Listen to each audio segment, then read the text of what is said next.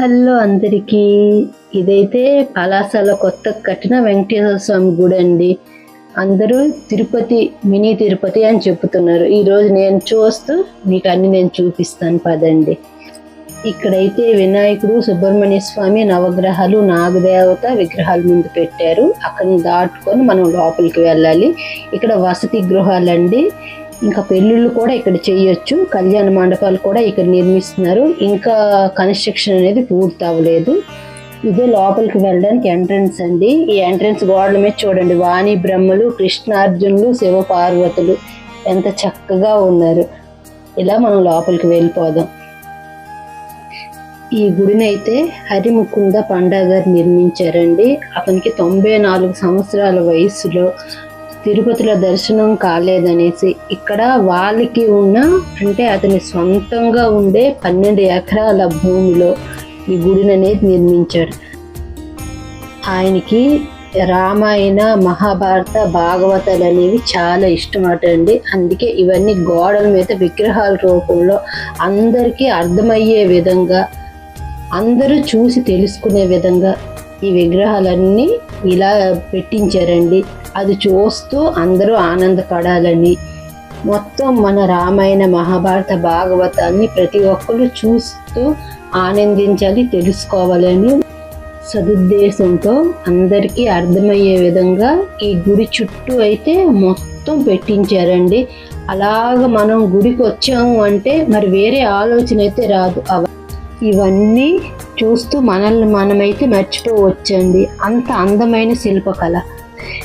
ఇక్కడ జైపూర్, రాజస్థాన్ నుంచి అనేక ఏకశిలా విగ్రహాలని తెప్పించి ఇక్కడ నిర్మించారు.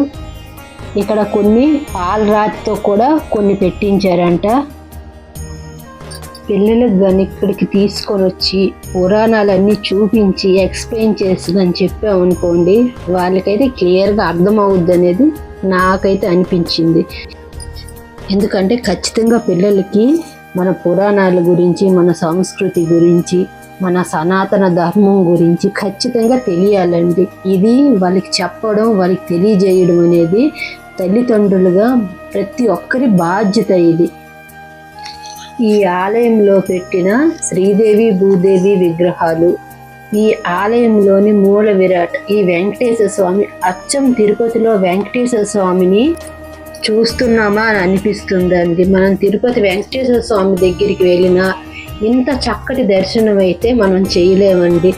ఇంత చక్కగా స్వామిని తెచ్చి మన పలాసలో ఉంచి మనకి ఇంత మంచి దర్శనం కలిగించిన హరిముకుంద పాండా గారికి ఎప్పుడూ పలాసవాసులు అందరూ రుణపడి ఉంటారండి. మన మనసుకి ప్రశాంతత కలిగించే ఒకే ఒక చోటు గుడి. మనం డబ్బులు పెట్టి కొనలేనివి ఏవైనా ఉన్నాయి అంటే, ఒకటి ఆరోగ్యం, 2 ప్రశాంతత అండి. గుడికి వెళ్తే దైవ చింతనలో ప్రశాంతత అనేది అలాగ వచ్చేస్తుందండి. ప్రశాంతంగా ఉంటే మన ఆరోగ్యం కూడా కుదుట పడుతుంది. మన ఒంటికి ఉండే ఏ అనారోగ్యాన్ని కూడా మనకు గుర్తుకు తేదు. అదే దైవ చింతనలో ఉన్న గొప్పతనం అండి.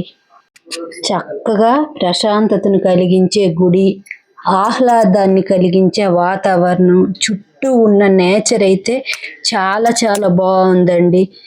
మనకి ప్రకృతి సౌందర్యం అంతా మనం ఒకే చోట నిల్చొని చూస్తున్నామా అనిపించేటట్టు చుట్టూ ఉన్న చెట్లు, వాతావరణం చాలా చాలా బాగుందండి. చాలా ప్రశాంతంగా ఉందండి. అందరూ వచ్చి ఇక్కడ తప్పకుండా చాలా ప్రశాంతత పొందుతారు అనేది నా అభిప్రాయం అండి.